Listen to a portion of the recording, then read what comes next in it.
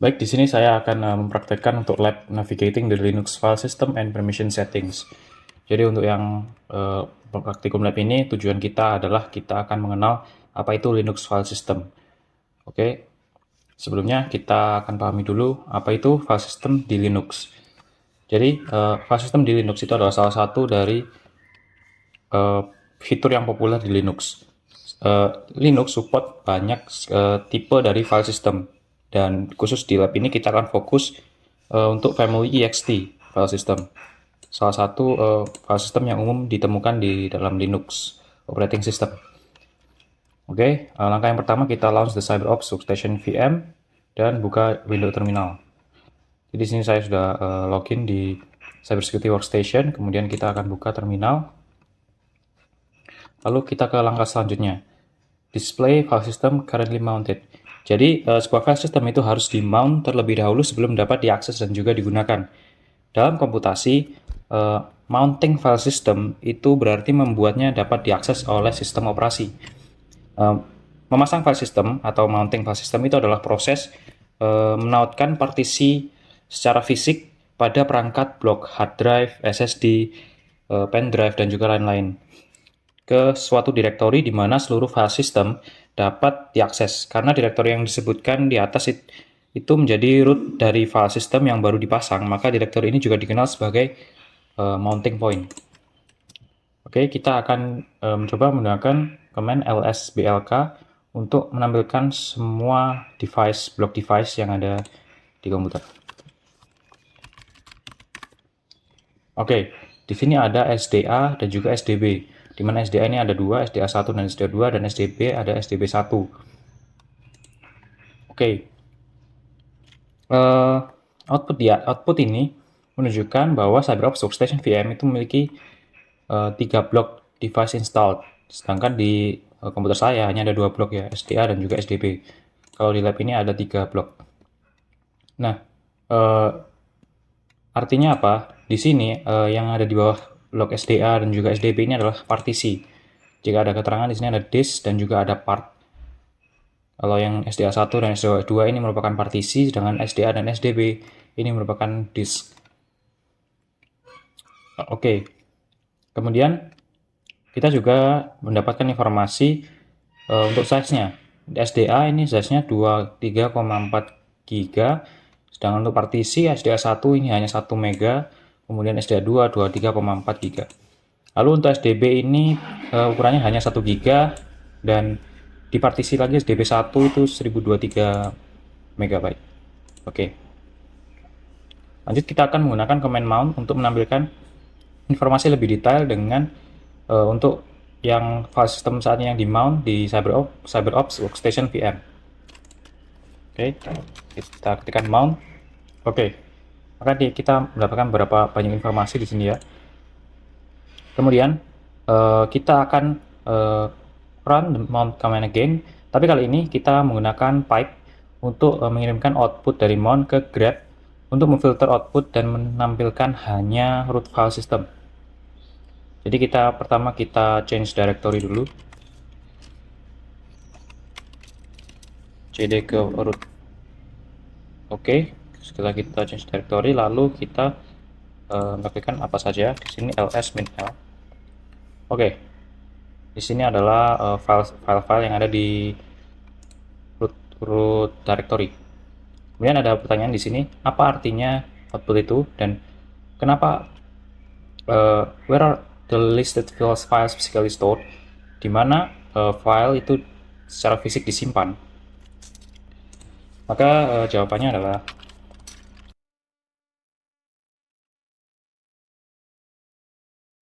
jadi karena komen pertama itu kita yang change directory ini kita memindah directory menuju ke root directory.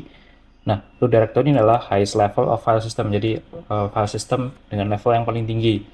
Kemudian karena SDA 1 ini di mount di root directory, maka user actually listing files physically stored in the root of the dev SDA1 file system. Nah, kenapa SDB 1 tidak ada di output di atas? Seperti kita lihat ya, SDB 1 juga tidak ada di sini. Maka Untuk jawabannya adalah oke. Lalu selanjutnya adalah step 3, kita akan mounting dan unmounting sebuah file system. Menggunakan command ls -l, kita verifikasi bahwa directory second drive itu ada di analyst home directory. Oke, kita akan ke directory home directory dulu, lalu kita ls -l. Oke, kita punya directory second drive di sini ya. Kita akan mounting sdb1 di situ. Kemudian kita ls -l lagi untuk memastikan bahwa second drive ini dia kosong.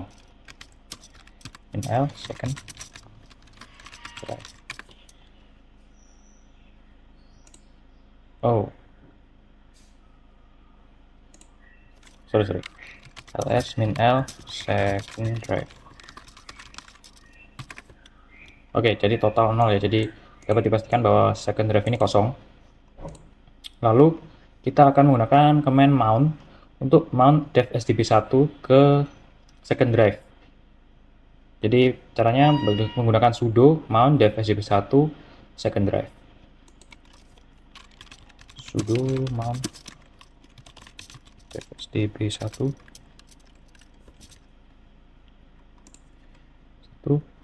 second drive.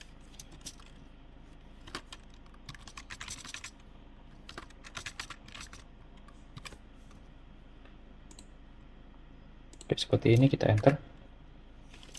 Masukkan password. Oke, tidak ada output yang ditampilkan, artinya kita sudah berhasil untuk mounting si sdb1 ini ke dalam second drive. Kemudian kita cek up di dalam second drive ini menggunakan ls command lagi seperti tadi, ls -l second drive.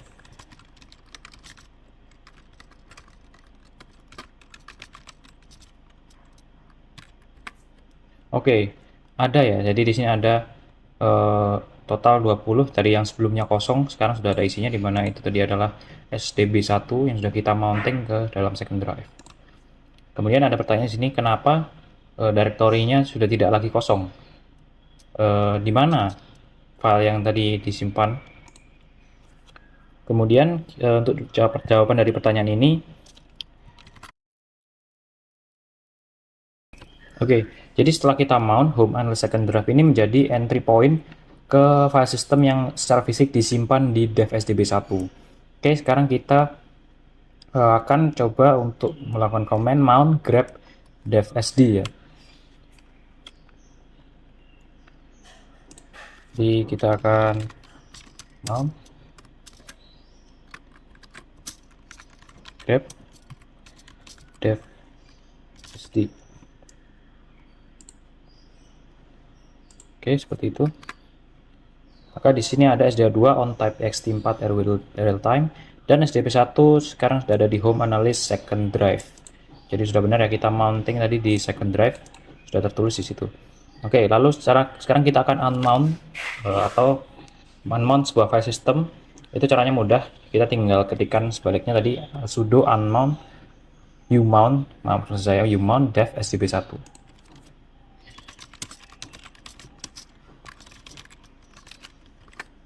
Oke, tidak ada output yang dikeluarkan, artinya kita sudah berhasil unmount si sdb1 ini. Kemudian kita akan lihat di file second drive ya, untuk memastikan apa kita sudah berhasil unmount atau belum. Caranya ls -l second drive.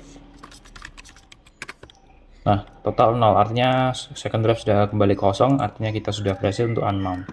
Oke, kita akan lanjutkan untuk yang part kedua, yaitu file permissions. Jadi file system Linux itu memiliki fitur built-in untuk mengontrol kemampuan user dalam melihat, mengubah, menavigasi, dan juga mengeksekusi file system. Nah, pada dasarnya setiap file dalam file system itu memiliki permissionnya sendiri-sendiri yang selalu membawa seperangkat definisi tentang apa yang dapat dilakukan oleh user dan grup dengan file tersebut. Oke, langsung saja kita ke langkah yang pertama, yaitu kita akan visualize and change the file permission. Kita akan visualisasi dan mengubah izin dari file. Kita akan mengetikkan change directory lab support files script. Untuk kita akan pindah ke directory itu, cd lab.support.files/script/.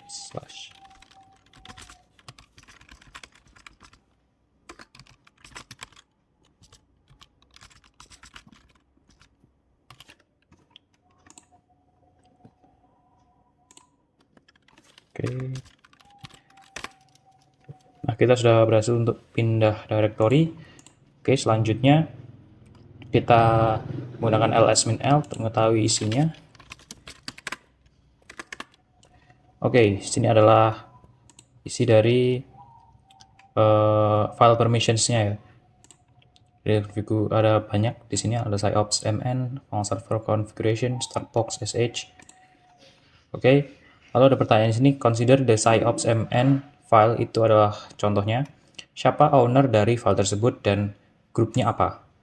Kita lihat di sini SIOPS MN. Oke. Dan owner adalah yang sebelah kiri dan grupnya juga yang sebelah kanan.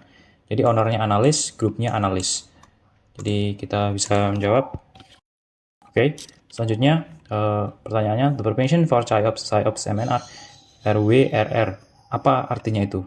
Jadi di sini kita lihat ya, SIOPS MN RW min RW min R min R min. Jadi artinya owner dari file tersebut atau user analyst ya, itu bisa read dan write ke file tapi tidak untuk mengeksekusi untuk RW. RW artinya read to write. Kemudian member dari analyst group selain owner itu hanya bisa membaca atau read. Jadi ini artinya read. Kemudian tidak ada eksekusi atau writing yang diperbolehkan. Dan semua user tidak diperbolehkan untuk write atau eksekusi file itu. Jadi jawabannya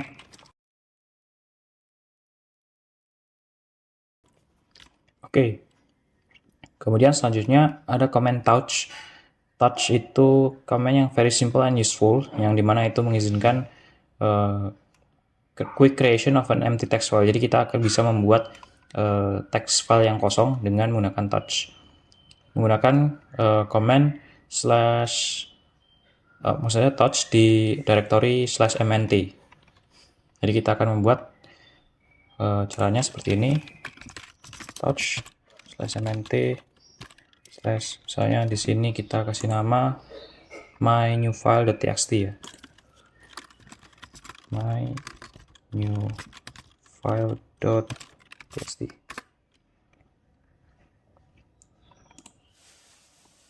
Oke, di sini tulisannya adalah permission denied. Jadi kita tidak diizinkan untuk membuat create new file my new file.txt ini di directory mnt. Nah, kenapa tidak terjadi seperti itu?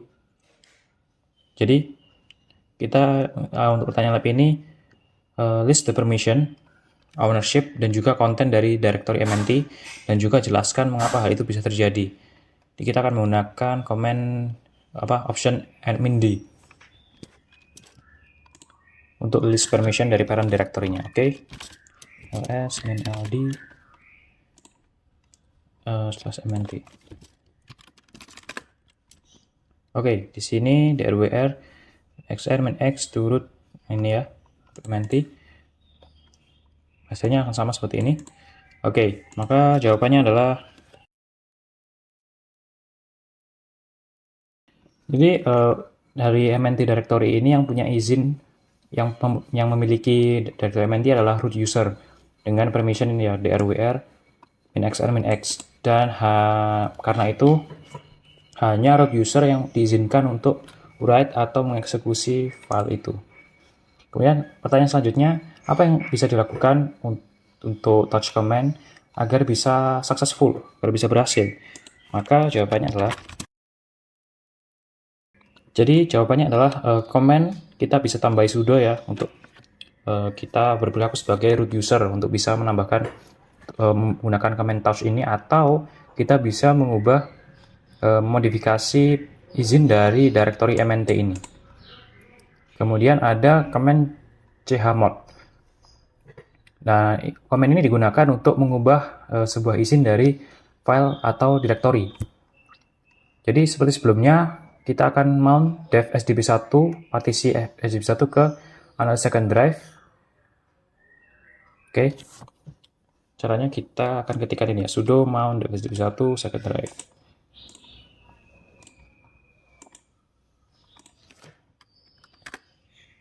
Oke, kita sudah berhasil untuk mounting.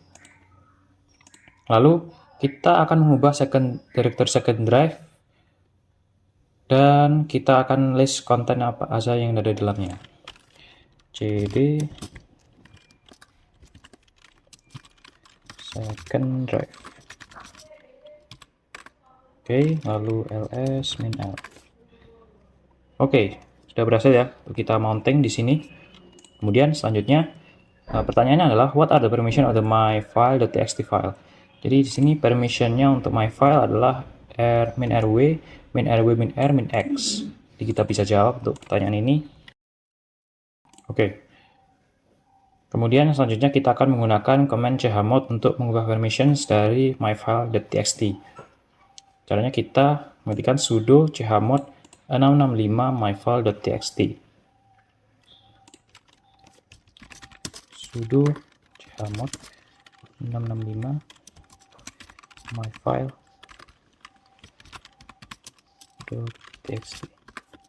Oke, tidak ada output, artinya kita sudah berhasil. Kemudian kita cek lagi ls min l. Oke, jadi di sini izinnya kita lihat sudah berubah ya. Jadi min rw, min r, min xr, min x. Jadi ini kita copy. Kemudian kita bisa menjawab pertanyaan dari lab ini. Apakah permissionnya berubah? Ya, jawabannya ya. Lalu permissionnya sekarang menjadi min rw, min r, min xr, min x. Kemudian command chmod ini memiliki izin oktal dalam format oktal. Jadi kita di breakdown 665 itu adalah 6, oktal itu 110, di biner itu diasumsikan setiap posisi di permission dari sebuah file itu bisa 1 atau 0. Jadi 110 itu artinya rw min, read 1, write 1, dan execute 0. Kemudian chmod 665 myfile.txt itu mengubah permissionnya menjadi seperti ini. Jadi owner itu rw min 6 dalam oktal atau 110 di binary. Kemudian grupnya rw min 6 dalam oktal atau 110 di binary. Kemudian other itu r min x 5 dalam oktal itu 101 dalam biner. Kemudian pertanyaan adalah komen apa yang bisa mengubah permission dari myfile.txt ke rwx, rwx, rwx yang memberikan semua user full access ke dalam sistem atau filenya. Jadi jawabannya adalah kita bisa menggunakan sudo chmod 777 myfile.txt. Oke. Kalau misalnya kita coba ya di sini sudo chmod myfile 777 myfile.txt. Oke, ls min l. Oke, maka sudah berubah menjadi rwx, rwx, rwx seperti itu. Oke, kemudian langkah selanjutnya ada command chown. Itu digunakan untuk mengubah ownership dari sebuah file atau directory, kepemilikan dari sebuah file atau directory ya. Kita coba untuk sudo chown analyst myfile.txt. Sudo chown analyst myfile.txt. Oke, tidak ada output, maka berhasil. Kita akan coba ls min l. Maka myfile.txt yang sebelumnya adalah root di sini berubah menjadi sebelumnya adalah root di sini berubah menjadi analyst. Karena kita sudah ubah menjadi analyst. Kemudian kita akan pertanyaan yang selanjutnya, apakah operasinya berhasil? Jelaskan. Maka jawabannya adalah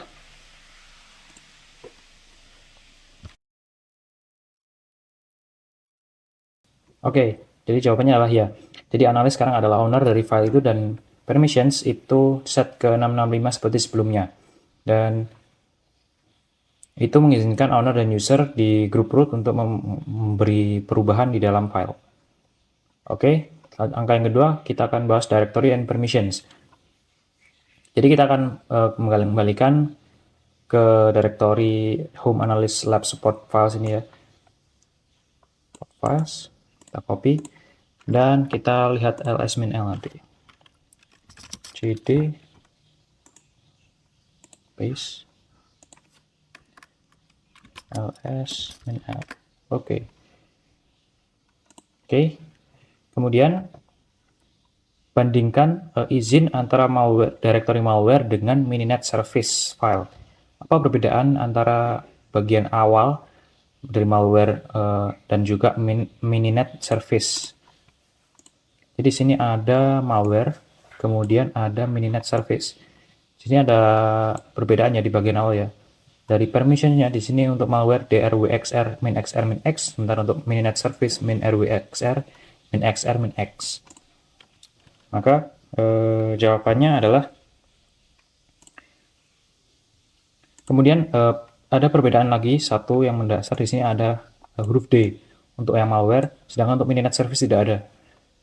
Jadi kita mungkin akan masukkan jawaban yang paling kelihatan saja ya.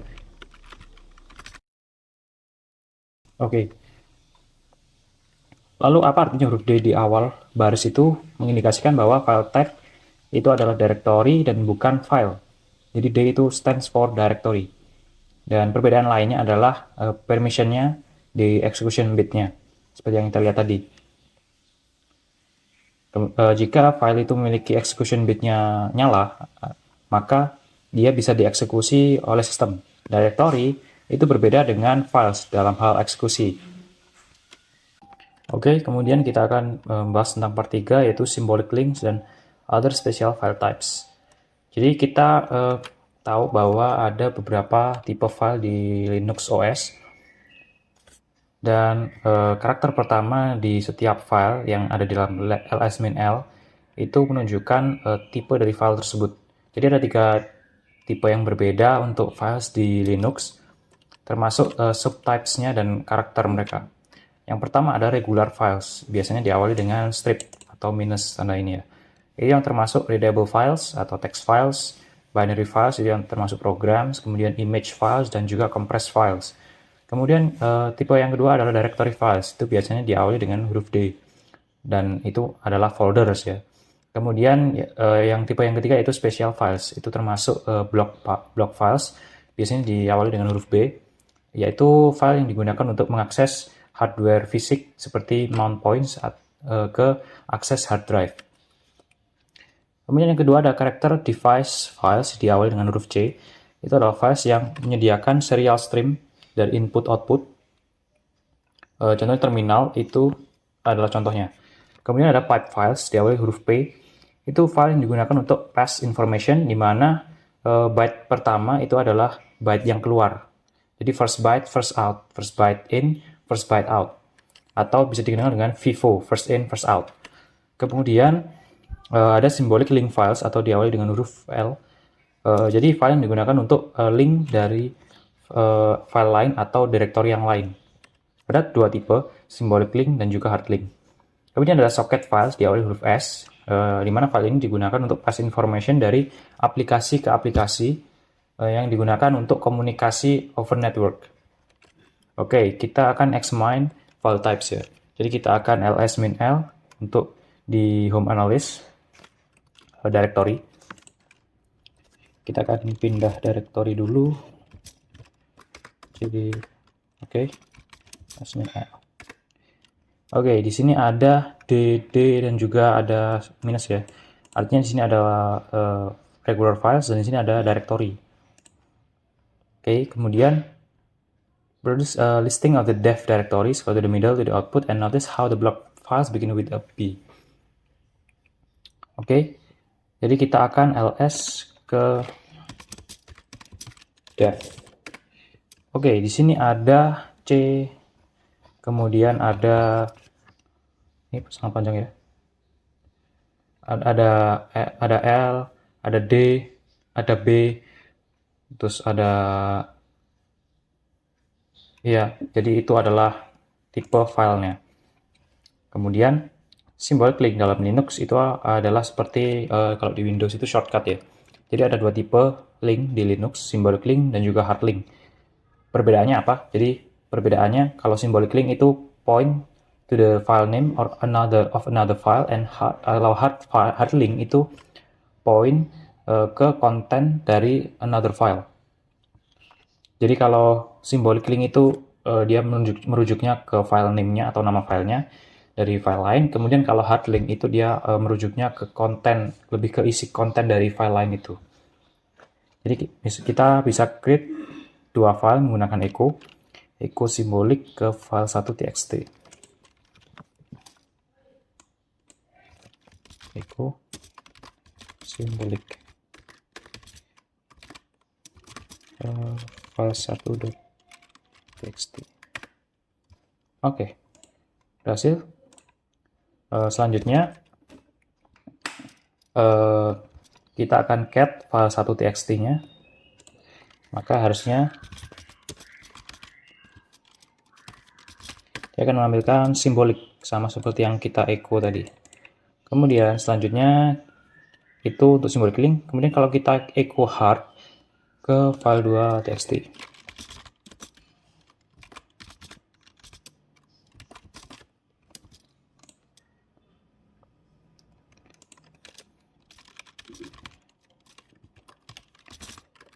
Oke, kemudian cat file 2.txt.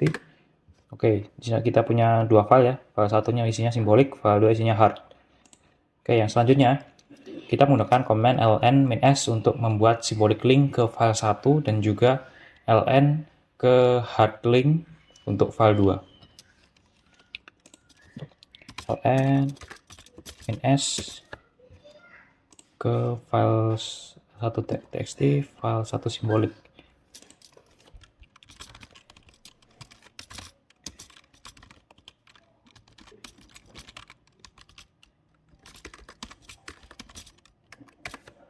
Oke, kemudian ln file 2.txt,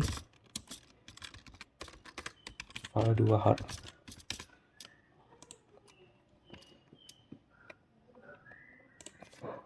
Oke, setelah itu kita coba untuk ls-l di directory, kita akan coba lihat listnya.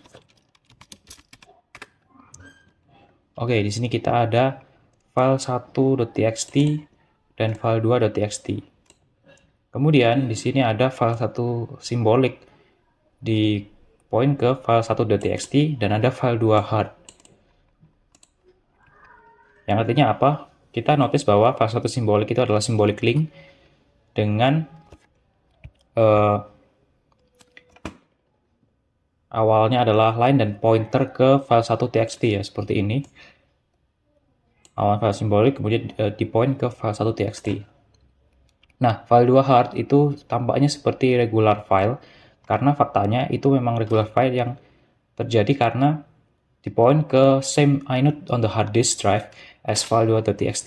Jadi dalam kata lain file 2 hard itu point ke atribut yang sama dan disk block lokasi yang sama seperti file 2.txt. Jadi sebenarnya file 2 hard dengan file 2 ini sama ya. Bisa kita lihat di sini sama persis. Kemudian kita akan change name dari original file 1.txt dan file 2.txt.